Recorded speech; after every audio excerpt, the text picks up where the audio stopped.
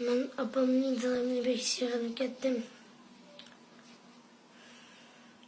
Öyle bir duyup Erdoğan'la ama ablamın intihamını bekliyorum.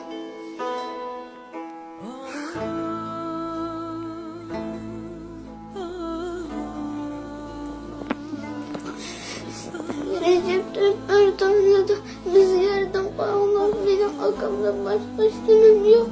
Dadam bana ablamı bekleyenip geldi. İçinden ben ablamın dadamı tüymesi vardı. Müslüman dediler. Müslüman akla bir şey getirdim. Allah. Bir bulursa bizi yerden. Allah ablamın dadamı bekleyenip geldi.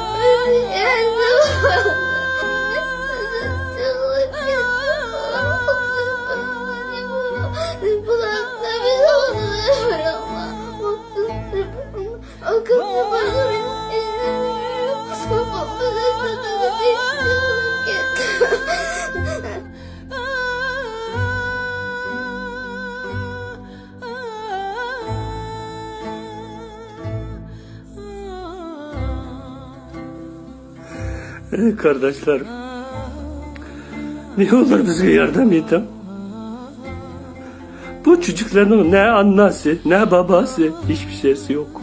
Annesi de Çin'in elinden nazik kampları babası da yok, ya annesi yok. Bu Çinler şöyle zulüm ediyor kardeşlerim. Hey Recep Tayyip Erdoğan, başkan, bu çocuklara yardım edin, ne olur yardım edin.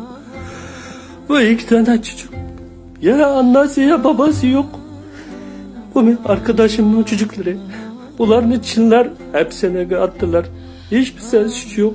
Bu çocukların ne günahı var?